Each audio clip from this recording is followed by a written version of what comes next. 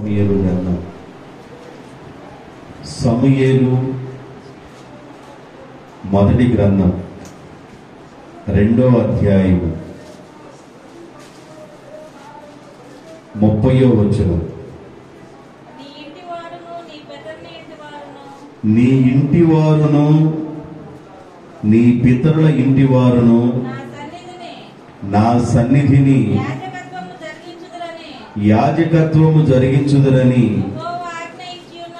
యెహోవా ఆజ్ఞ ఇచ్చి ఉన్నను. ఇప్పుడు అది నా మనసునకు కేవలము ప్రతికూలమాయనని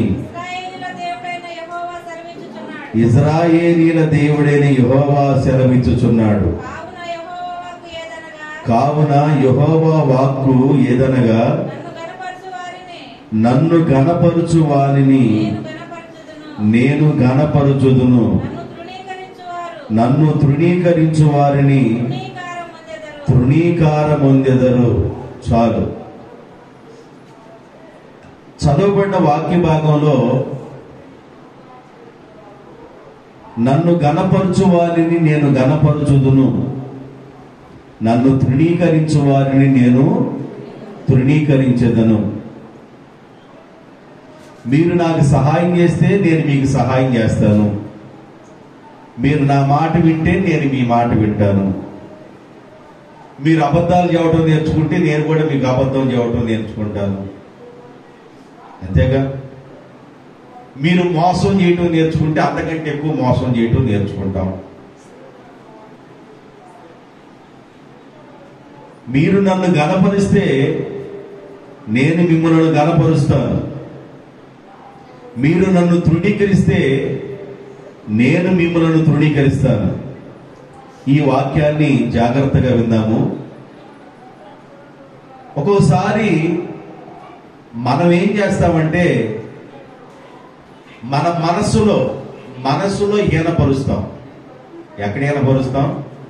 బయటికి మాత్రం అయ్యా బాగున్నావయ్యా, అమ్మ బాగున్నావా, అమ్మ తమ్ముడా బాగున్నావా, అన్నయ్య బాగున్నావా, బాబాయ్ బాగున్నావా, పెదనాన్న బాగున్నావా, మామయ్య బాగున్నావా, అత్తమ్మ బాగున్నావా, దొత్త మీదకి ఎక్కావా. ఇట్లాగా మనం మాట్లాడే మాట అలా మాట్లాడతాం, కానీ లోపల హృదయంలో ద్వేషిస్తాం. దేవుడు దాన్ని చూస్తాడు. మనిషి పై రూపాన్ని చూస్తాడు, దేవుడు ఆంతర్యాన్ని చూస్తాడు. ఆయన జిరాక్స్ మిషను, దేవుడు ఏ మిషను? లోపలేముంది అన్నిటిని స్కాన్ చేస్తాడు. ఏ నరం మీదకి ఎక్కింది, ఏ ఎముక దగ్గర చిట్లింది, ఇవన్నీ చూడాలంటే స్కానింగ్ జరగాలి. ఆయన స్కాన్ చేస్తాడు. దేవుని బిడ్డలారా, దేవుని ఎదుట యథార్థంగా ఉండటం నేర్చుకోవాలి. అసలు అలాగ నేర్చుకుంటే దేవుని దీవెన ఇప్పుడు కాదు, ఎప్పుడైనా వచ్చింది. యథార్థత చాలా అవసరం. బైబిల్ చెబుతుంది, నన్ను గణపరచు వారిని నేను గణపరుస్తాను. బబులోను రాజ్యంలో ప్రతిమకు నమస్కారం చేయని వారిని ఎక్కడ పడేస్తారని ఆజ్ఞ? ఎక్కడ? అగ్నిగుండంలో. కానీ షడ్రకు మెషకు అబేద్నెగో అంటారు, రాజా నీకు మేము సమాధానం చెప్పవలసిన అవసరం కూడా మాకు అసలు లేదు. మా దేవుడు అగ్నిగుండము నుండి తప్పించడానికి సమర్థుడు. ఒకవేళ మా దేవుడు తప్పించకపోయినను మేము మాత్రం ఆ ప్రతిమకు నమస్కారము చేయము. అంటే ఇప్పుడు షడ్రకు మెషకు అబేద్నెగో దేవుణ్ణి హృదయపూర్వకంగా కనపరిచారు. దానియేలు గ్రంథం 3వ అధ్యాయం 30వ వచనం. దానియేలు గ్రంథము 3వ అధ్యాయం 30వ వచనం. అంతట నుండి రాజు షడ్రకు మెషకు అబేద్నెగో అను వారిని బబులోను సంస్థానములో హెచ్చించెను. రాజు ఏం చేశాడు? ఏ రాజుకైతే సమాధానం ఏం చెప్పమన్నారో ఆ రాజుకే కోపం వచ్చి మండుతున్న గుండాన్ని, అగ్ని గుండాన్ని ఏడంతలుగా చేసి షడ్రకు మెషక బెద్నెగోలను పడేయటానికి వెళ్ళిన ఏమైనా మాడి మసైపోయారు. షడ్రకు మెషకు అబెద్నెగో మాత్రం అగ్నిగుండంలో తిరుగుతా ఉన్నారు. ఈ సన్నివేశాన్ని చూసిన రాజు షడ్రకు మెషకు అబెద్నెగోని రాజ్యములో ఘనపరిచెను. దేవునికి స్తోత్రం. ఏమైంది? రాజుకి చాలా కోపం వచ్చింది షడ్రక్కును చూసి, మెషకును అబెద్నెగోను చూసి. నా మాట వినరా? నా మాట లెక్క చేయరా? నా మాటకి మీరు అవిధేయులుగా ఉంటారా? నా మాటకి మీరు విధేయత చూపించరా? నేను ఒక ప్రతి నమస్కారం చేయమని చెబితే అదే కదా నేను చెప్పింది, మీరు నమస్కారం చేయము, నీకు ప్రత్యుత్తరం ఇవ్వాల్సిన అవసరం కూడా లేదని మీరు నాకు చెబుతారా అని చాలా మండిపడ్డాడు. అయితే దయామయుడైన దేవుడు ఆ ముగ్గురుతో కలిసి ఆ అగ్నిగుండంలో తిరుగుతూ ఉన్నాడు. దేవునికి స్తోత్రం. అగ్నిగుండంలో తిరుగుతా ఉన్నాడు. శ్రమలలో దేవుడు వదిలిపెట్టడు. శ్రమలలో దేవుడు చేయి విడిచిపెట్టడు. నా దేవుడు నన్ను మర్చిపోయాడు అనుకుంటావేమో, కష్టకాలంలో దేవుడు మమ్మల్ని వదిలిపెట్టాడు అనుకుంటున్నావేమో, దుఃఖ సమయంలో దేవుడు మమ్మల్ని వదిలిపెట్టాడు అనుకుంటున్నావేమో, నీకు ఇంట్లో ఎదురవుతున్న సమస్యలను బట్టి, నీకు ఎదురవుతున్న కష్టాలను బట్టి మా దేవుడు మమ్మల్ని మర్చిపోయాడేమని అనుకుంటున్నావేమో. శ్రమలలోనే దేవుడు నీకు తోడయ్యుండి షడ్రకు మెషకు అబెద్నెగోలతో తిరిగినట్లుగా దేవుడు నీతోనే ఉంటాడు. దేవునికి స్తోత్రం. అయితే దానిని గాని నువ్వు ఓర్చుకోగలిగినట్లయితే, ఎక్కడైతే నువ్వు శ్రమ పరచబడ్డావో, ఎక్కడైతే కాల్చబడినట్లుగా, నిందించబడినట్లుగా, అవమానపరచబడినట్లుగా ఎక్కడైతే ఉన్నావో అక్కడే నీ ముఖాన్ని పైకెత్తి ఆ స్థలములోనే దేవుడు ఆ రాజ్యములో షడ్రకు మెషకు అబెద్నెగోలను గణపరిచినట్లుగా దేవుడు నిన్ను, నన్ను, మనల్ని అందరినీ దేవుడు గణపరుస్తాడు. నన్ను గణపరచు వారిని నేను గణపరుస్తాను, నన్ను తృణీకరించు వారిని నేను తృణీకరిస్తాను. కీర్తన గ్రంథం 91వ కీర్తన 14వ వచనం. కీర్తన గ్రంథము 91వ కీర్తన 14వ వచనం. అతడు నన్ను ప్రేమించుచున్నాడు గనుక నేను అతనిని తప్పించదను. అతడు నా నామము ఎరిగిన వాడు గనుక నేను అతనిని ఘనపరుస్తాను. దేవుడు ఏం చేస్తున్నాడు? నేను నిన్ను ఘనపరుస్తాను. దేవునికి స్తోత్రం. నేను నిన్ను ఘనపరుస్తాను. అతడు నన్ను ప్రేమించుచున్నాడు గనుక, అతడు నా నామం ఎరిగిన వాడు గనుక నన్ను ప్రేమించేవాడిని నేను ఘనపరుస్తాను అన్నాడు దేవుడు. మొదటి ప్రేమ దేవునికే మనం ఇవ్వాలి. దేవుని బిడ్డలారా, నీకు పెద్దోడంటే ప్రేమ ఉండొచ్చు, పెద్దమ్మాయి అంటే ప్రేమ ఉండొచ్చు, చిన్నమ్మాయి అంటే ప్రేమ ఉండొచ్చు. ఆ ప్రేమ కూడా ఎక్కువైపోయి చెవు కూడా నువ్వు కోసుకోవచ్చు. కోసుకున్న చెవుని మళ్ళా గుట్లేసుకొని అతికించుకోవచ్చు. నువ్వు ఎన్నన్నా చేసుకోవచ్చు. కొంతమంది ఆడపిల్లంటే ఓరు బాబు, ఆ రోజు పాల తరికలు దుయ్య, ఆ రోజు పరమాణం దుయ్య, ఆ రోజు అన్ని దుయ్య దుయ్య. ఏమి ఎంత ప్రేమో, ఎంత ప్రేమో. కొంతమంది కొడుకు మీద ఉండదు. ఇటు రాగలే అతను సంచి చేసుకుని వచ్చిందో లేదో, ఆ సంచి ముందుగానే వెళ్ళిపోయి టపా టపా టపా టపా టపా తీసుకొని టపా టపా టపా టపా లాక్కొని ఇంట్లో తీసుకెళ్తాం. ఆడపిల్లంటే ఎంత ప్రేమ ఒక్కొక్కటి. తప్పులేదు, ప్రేమ ఉంచుకో. కొంతమంది మగపిల్లోడంటే ప్రేమగా ఉండదు, తప్పులేదు, ప్రేమ ఉంచుకో.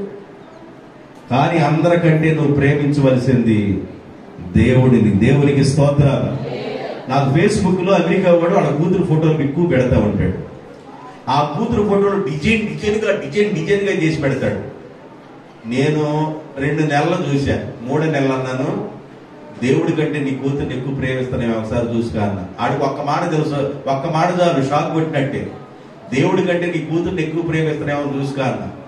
నీ కూతురు ఫోటోలు పెడతలే కాడు, పెడతలా.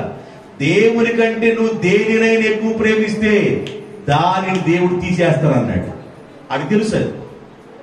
పాస్టర్, అని తెలుసు విషయం. విచిత్ర విచిత్ర విచిత్ర విచిత్రంగా పెడతా ఉంటాడు అనమాట ఫోటోలు. జాగ్రత్త సుమా అని చెప్పారు.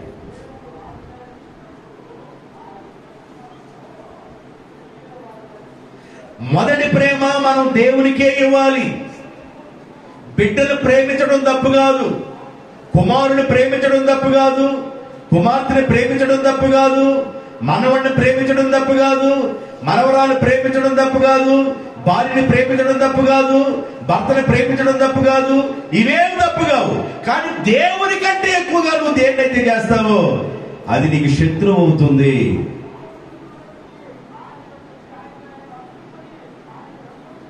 దేవుని కంటే దేనిని ఎక్కువగా ప్రేమించకూడదు. అవసరమైతే నీ దగ్గర నుంచి లేకుండా కూడా దేవుడు తీసేస్తాడు. మనం చాలా జాగ్రత్తగా ఉండాలి. వాక్యం వింటున్న మనం కాదులే, మా ఇంటి పక్కన వాళ్ళకి, మా అమ్మమ్మకి ఆలస్యపు మొహం దానికి అని నువ్వు అనుకున్నామేమో. అలా నువ్వు అనుకోబాకు. ప్రపంచంలో ఈరోజు అమెరికాలో వాక్యం చెప్పి, ఆస్ట్రేలియాలో వాక్యం చెప్పి, ఇంగ్లాండ్ లో వాక్యం చెప్పి, న్యూజిలాండ్ లో వాక్యం చెప్పి, ఫిన్లాండ్, నెదర్లాండ్ అన్ని ల్యాండ్లో వాక్యం చెప్పి, ఇండియాలో వాక్యం చెప్పి, అన్ని దేశాలు తిరుగుతున్న దినకర్ గారు కుటుంబం కారులో ప్రయాణమై వెళ్తా ఉంటే ఆ యాక్సిడెంట్ కారు మొత్తానికి అయ్యింది, కానీ కూతురే చచ్చిపోయింది.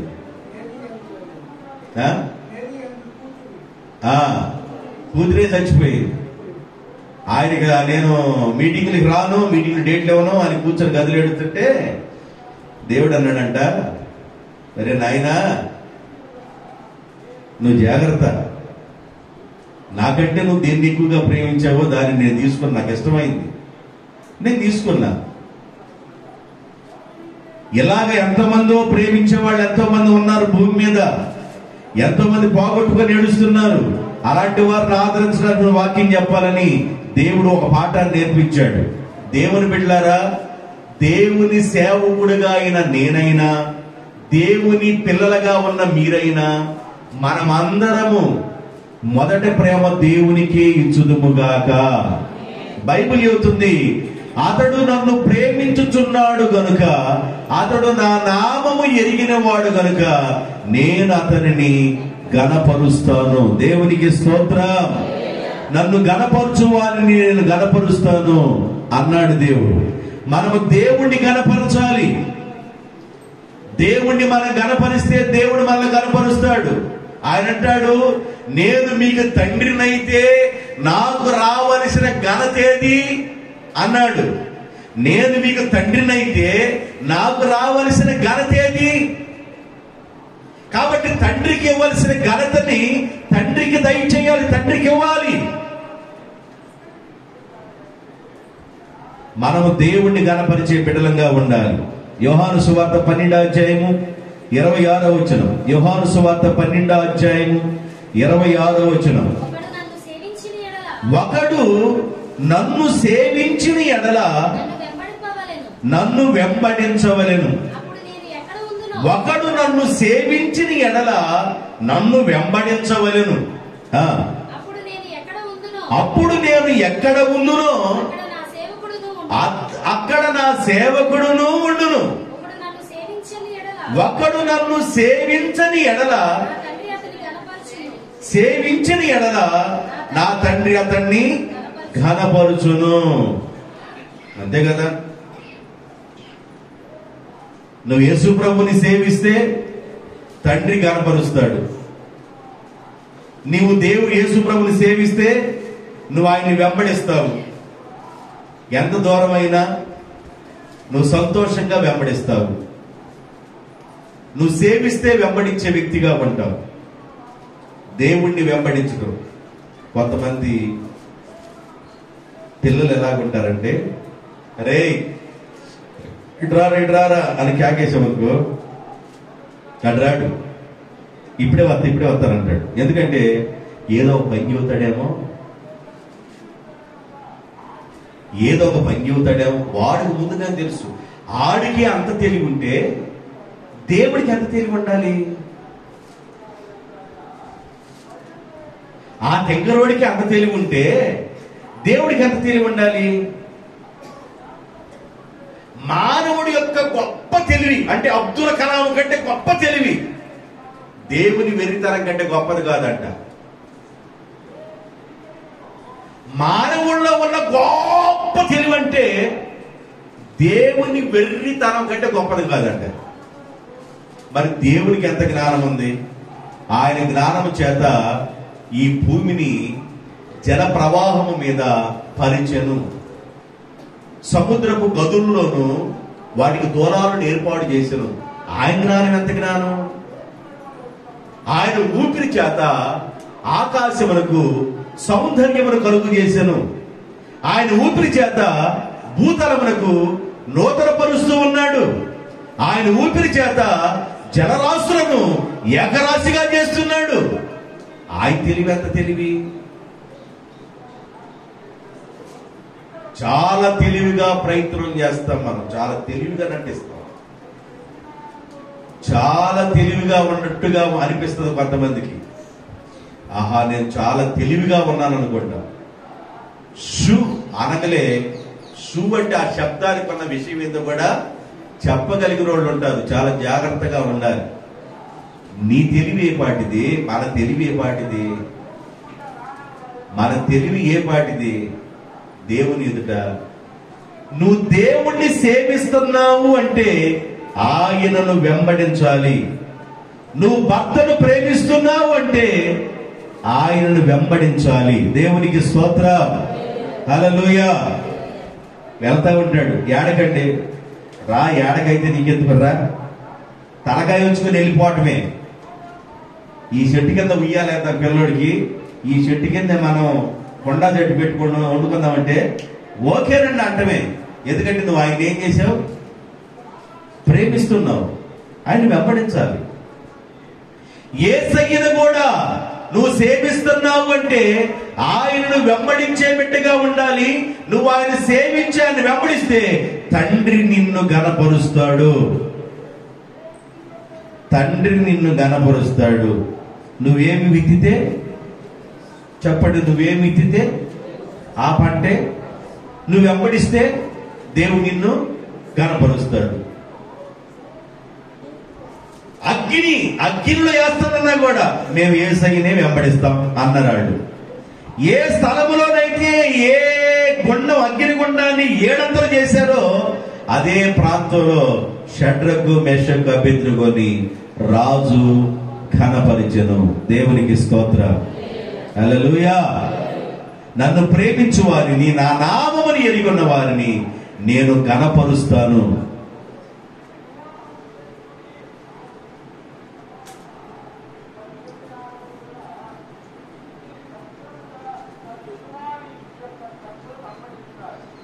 మీకు చిన్న ఏమనుకోబాగండి, అప్పుడప్పుడు ఏదో ఉదాహరణకి ఈరోజు ఎందుకు గుర్తు వస్తున్నాయి.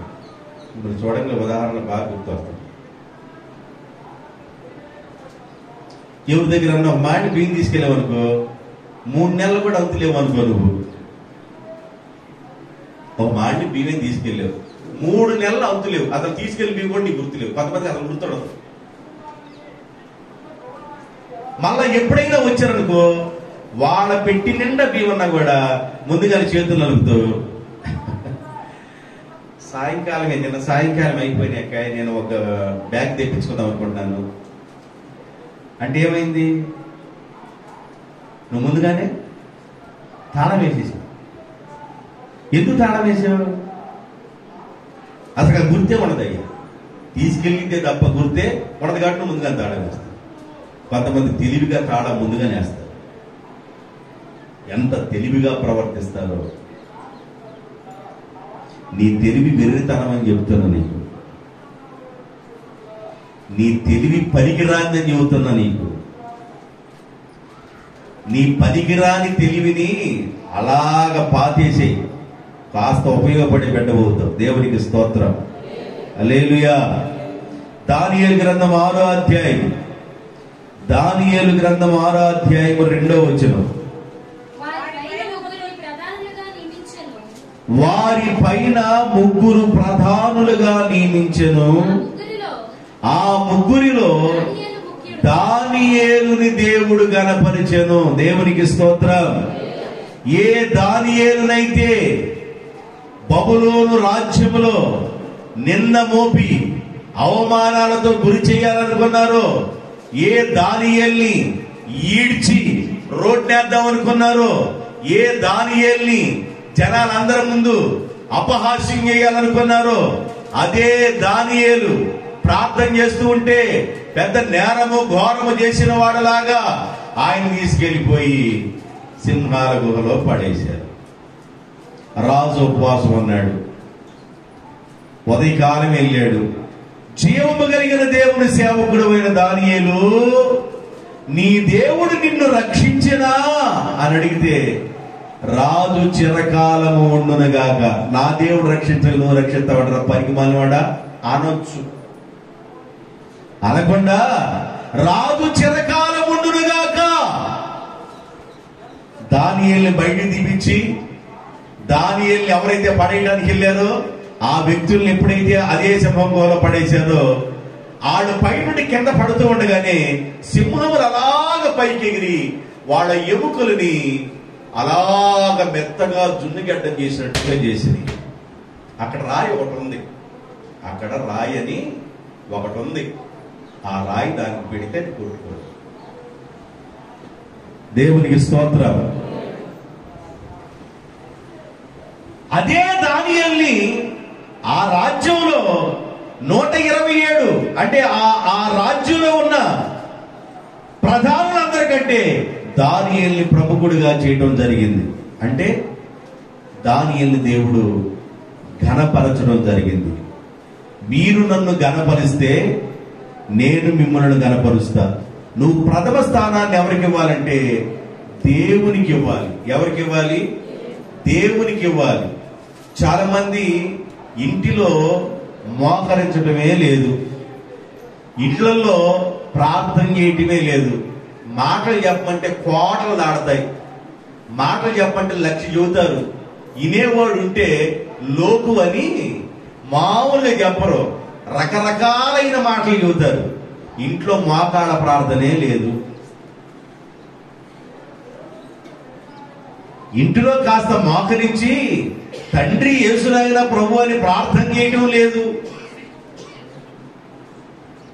భోజనం మీద ఉన్నంత శ్రద్ధ, భోజనం తిన్న తర్వాత మంచం ఎక్కాలన్నంత శ్రద్ధ, ఈ 2 శ్రద్ధల కంటే దానికంటే కాస్త ముందు మోకరిద్దామనే శ్రద్ధ మనుషులకు లేదు. దేవుని బిడ్డలారా, నీ ఇంటిలో నువ్వు మోకరించి గాని బలిపీఠం కట్టుకోకపోతే, నువ్వు గాని మోకరించి ప్రార్థన జీవితంలో నువ్వు కట్టబడకపోతే, నేనేమంటానంటే నువ్వు ఏదన్నా చెయ్యి,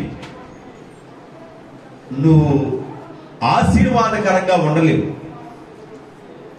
నువ్వు ఒక దీవెనకరమైన బిడ్డగా ఉండాలంటే నీ మోకాళ్ళ బలిని నువ్వు అర్పించాలి. దేవునికి స్తోత్రం, హల్లెలూయా. నీ మోకాళ్ళ బలిని నువ్వు అర్పించాలి. దానియేలు మోకాళ్ళ ప్రార్థనాపరుడు, దానియేలు ప్రార్థనాపరుడు.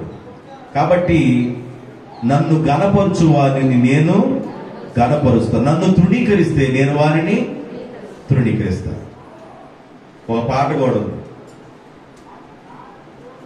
దయగల వారిపై, అందరూ చెప్పండి చక్కగా, దయగల వారిపై. తర్వాత ఏముంది?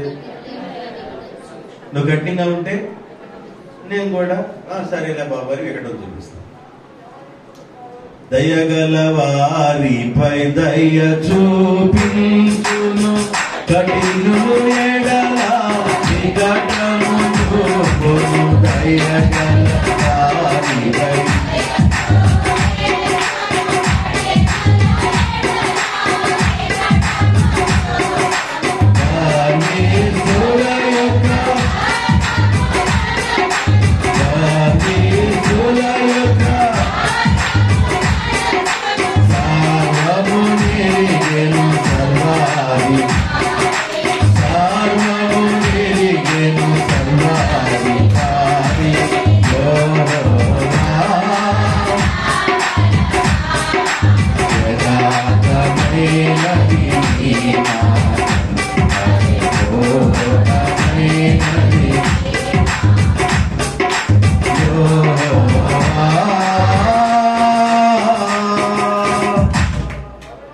మొదటి దినవృత్తాంతాల గ్రంథము 29వ అధ్యాయము 25వ వచనం.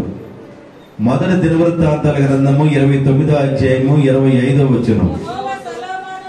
యెహోవా సొలొమోనును ఇశ్రాయేలీయులందరి ఎదుట బహుగా ఘనపరిచి అతనికి ముందుగా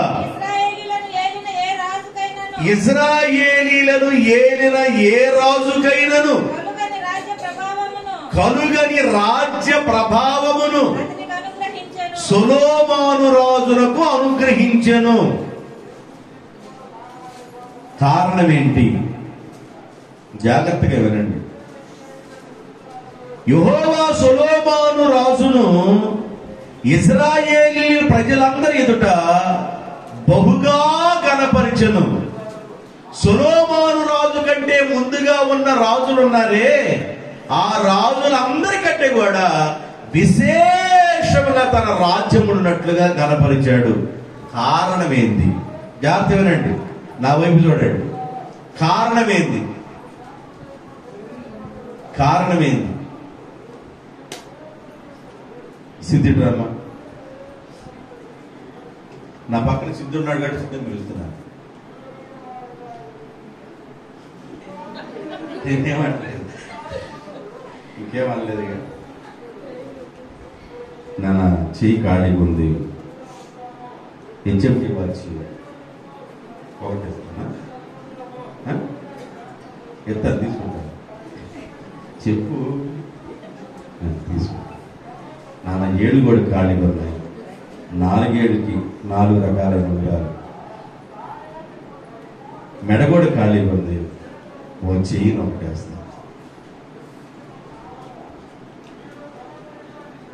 చెయ్యి ఖాళీగా ఒకటి ఉంది. దీనికి ఏం వేస్తాను? బ్రాస్లెట్ ఒకటి వేస్తాను. ఇవన్నీ కానీ శుద్ధికేస్తే మీ తమ్ముడు నిన్ను ఎలా చూస్తాడు?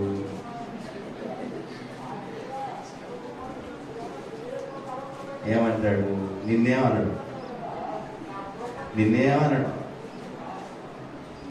బతుకొక వచ్చిన తర్వాత మీ నాన్ననేమని అంటాడు.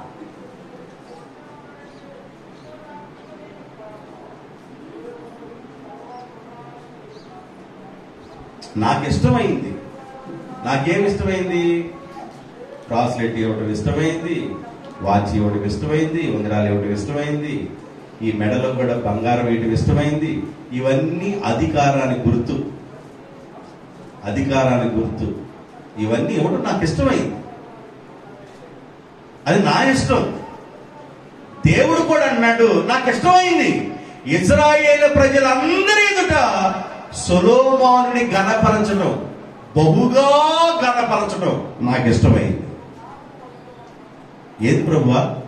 సొలొమోను రాజు కంటే ముందుగా రాజులు లేరా? సొలొమోను రాజు కంటే ముందు రాజు ఎవరు? దావీదు కంటే ముందు రాజు ఎవరు? మరి వాళ్ళిద్దరి కంటే దావీదుని దేవుడు ఏమన్నాడు?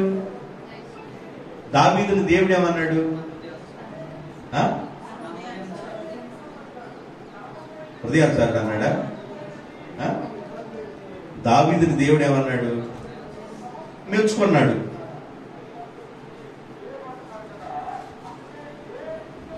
ఇతడే నేను కోరుకున్నవాడు అన్నాడు.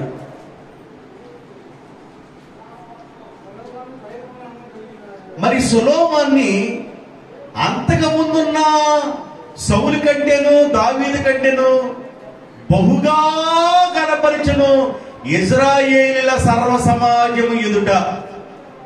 ఏ ప్రభు అంటే నాకు ఇష్టమైంది, అందుకే నేను ఘనపరిచాను. ఏమి చూసి ఘనపరిచావు? అసలుకేంది?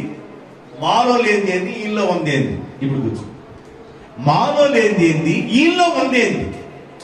ఇప్పుడు దేవుడు ఏదైనా ఒకటి చేయాలంటే ఒక మనిషిని ఏదో ఒకటి చూడాలి. ఒక తల్లి గాని తండ్రి గాని ఒక బిడ్డకి ఏదైనా ఒక మంచి ఐటెం చేపిస్తున్నాడంటే, ఇస్తున్నాడంటే ఆ బిడ్డ చెప్పిన మాట వినటము, లేకపోతే వాళ్ళకి తగినట్లుగా జీవించడము, ఆ కోణంలో ఉన్నారు కనుక ఆ బిడ్డల కోసం తల్లిదండ్రులు ప్రేమ కొరకు ఏదో ఒకటి చేస్తారు. దేవుడు కూడా అంతే. గర్విష్ఠులు ఎలా నేను అలా పట్టించుకోను. దయగల వారిపై దయ చూపిస్తారు. కఠినంగా ఉంటే వికటం చూపిస్తారు. ఇది ఎవరి ఫీలింగు? ఈ ఫీలింగ్ ఎవరిది? దేవుడిది. అసలు దేవుడికి ఆ ఫీలింగ్ ఉంటే నీకు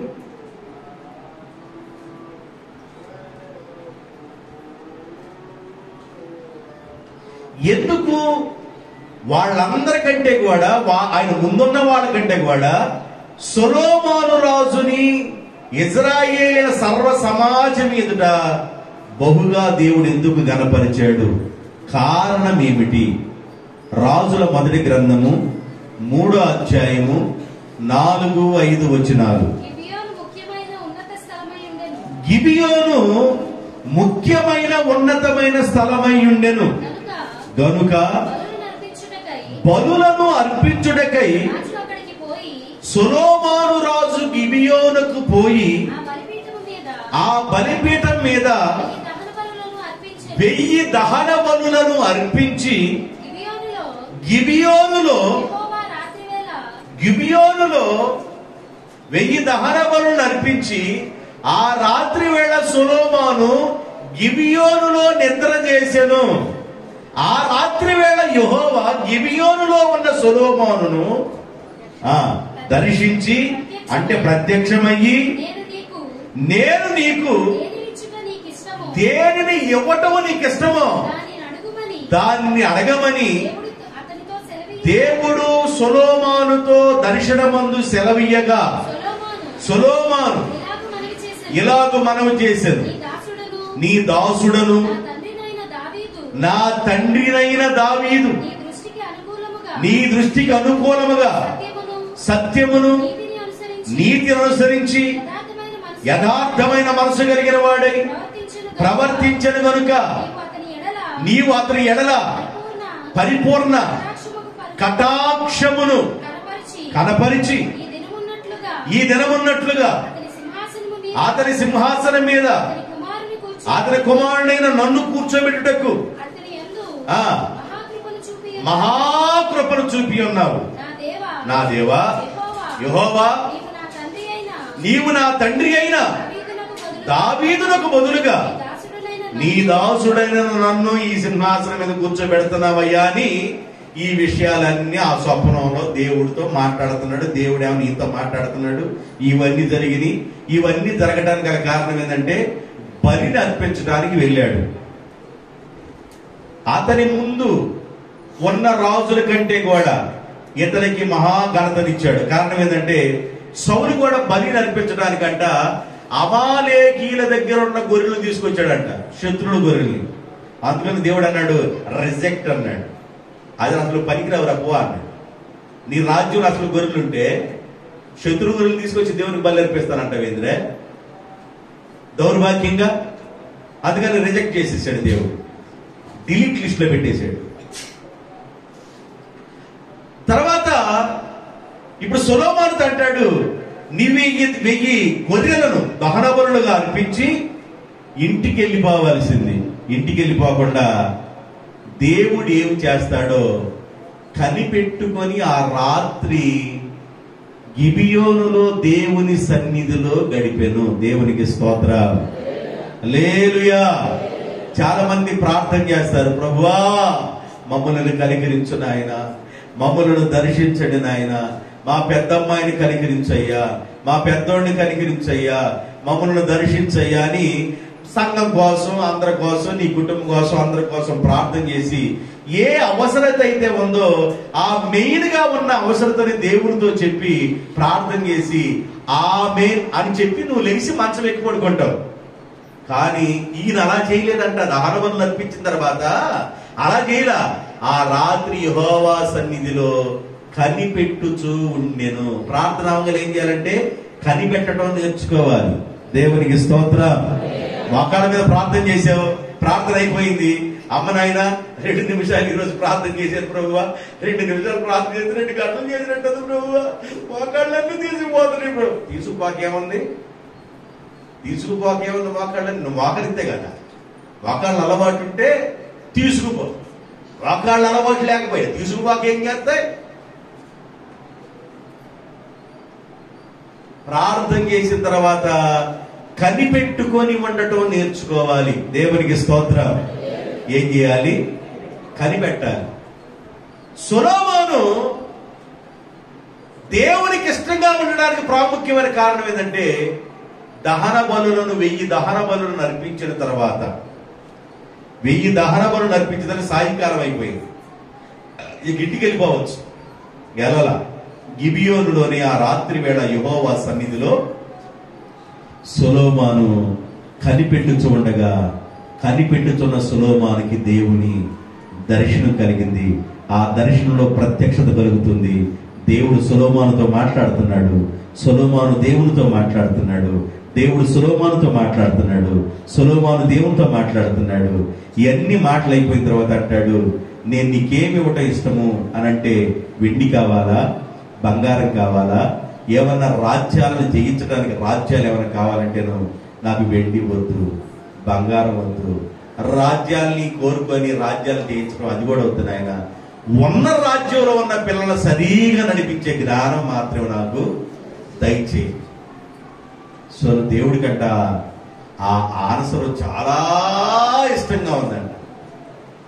అయితే నువ్వు అడకపోయినా కూడా నేను ఇస్తానని తీసుకొని వెండిని బంగారాన్ని ఘనతలను దేవుడు ఆయనకు ప్రసాదించాడు. దేవునికి స్తోత్రం. కాబట్టి సొలొమోనుని ఇశ్రాయేలు ప్రజలు అందరి ఎదుట సొలొమోనుని గణపరచడానికి మొదటి కారణం ఏంటంటే, అతడు బలిని అర్పించిన తర్వాత రాత్రి వేళ ప్రభు సన్నిధిలో కనిపెడుతూ ఉన్నాడు. రాత్రి ప్రభు సన్నిధానంలో ప్రార్థన చేస్తూ ఉన్నాడు. 119వ కీర్తన 62వ వచనం. 119వ కీర్తన 62వ వచనం. న్యాయమైన నీ విధులను బట్టి నీకు కృతజ్ఞతాస్తుతులు చెల్లించుటకు అర్ధరాత్రి వేళ నేను మేల్కొని నీకు కృతజ్ఞతాస్తుతులు చెల్లించుచున్నాను. ఏ రాత్రి అంట? ఏ రాత్రి? నిద్ర రాకపోయినా సరే మంచం మీద అటు ఒక డొర్రులు వేసి మళ్ళీ స్టెప్పులుగా పక్కన ఏదన్నా అమ్మాయో అబ్బాయో పిల్లలు పడుకొని ఉంటే స్టెప్పులుగా 3 స్టెప్పులు వేసి మళ్ళీ ఇటు తిరిగి ఈ పక్క నొప్పి రాగలే, మళ్ళీ స్టెప్పులుగా 3 స్టెప్పులు వేసి ఇటు తిరిగి ఎలాగైనా మంచం మీద పొర్లాడతావు తప్ప అర్ధరాత్రి వేళ నిద్ర పడతలేదే. పట్టకపోతే లేచి ప్రార్థన చేద్దామే. ఎందుకు నిద్ర పట్టకుండా దేవుడు అవకాశం ఇచ్చాడో లేచి ప్రార్థన చేద్దామే అనే ఆలోచన ఉండదు కొంతమందికి. నిద్రే రావట్లేదమ్మా,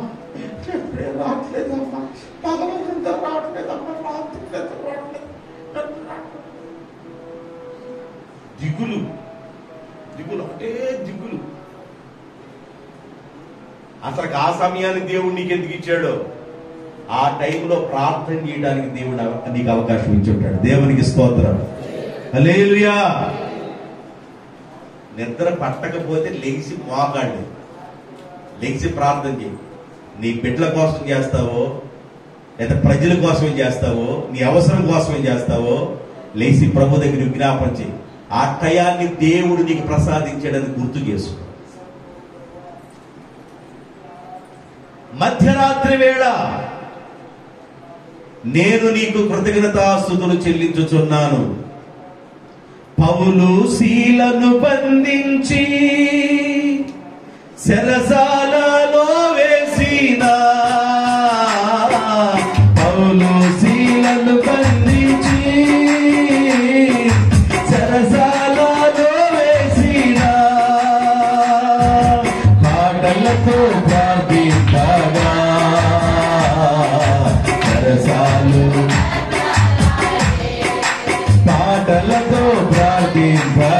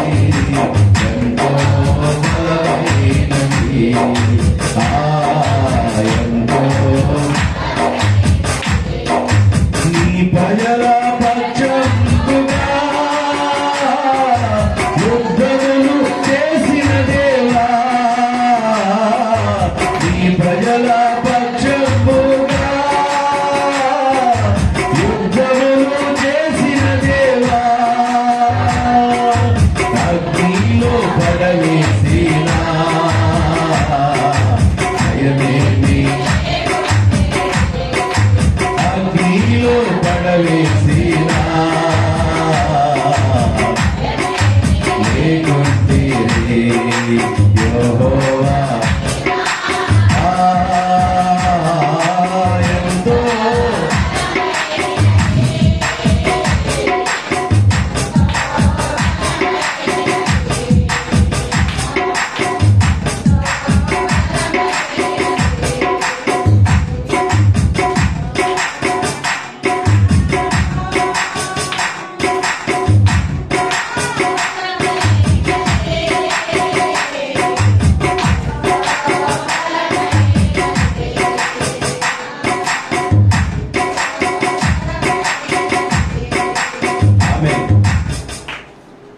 పౌలు శీలలు బంధించి సరసాలు వేస్తే వాళ్ళు ఇంచుమించు మధ్యాహ్నం 1 గంటకి వాళ్ళు ప్రార్థన చేశారు కదా.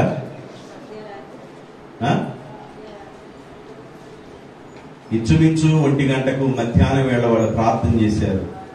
అందరూ స్తోత్రం చేయరు. ఇంచుమించు మధ్యాహ్నం 1 గంటకు వాళ్ళు ఏం చేశారు? 1 గంట ప్రార్థన చేశారా?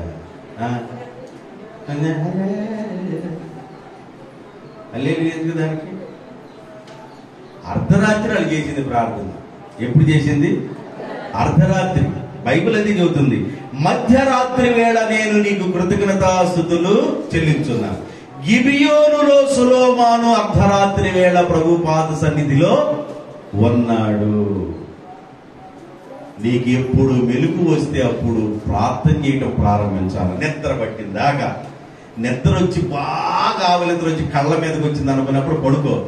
స్వారకం లేకుండా పడుకో. సొల్లు దోషుడు వచ్చినా కూడా అలాగా అట్టను.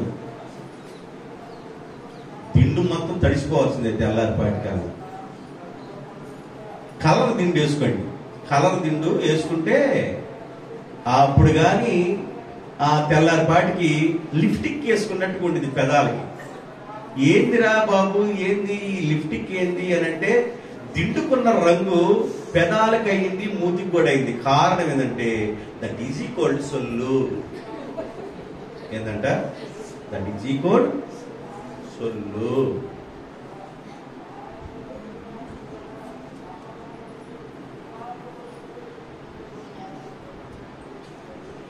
మెలుగు వస్తే లెగిసి ప్రార్థన చేయి. నువ్వు కొట్టుకులాటం కాదు. మధ్యరాత్రి వేళ నీకు నేను కృతజ్ఞతాస్తుతులు చెల్లించున్నాను.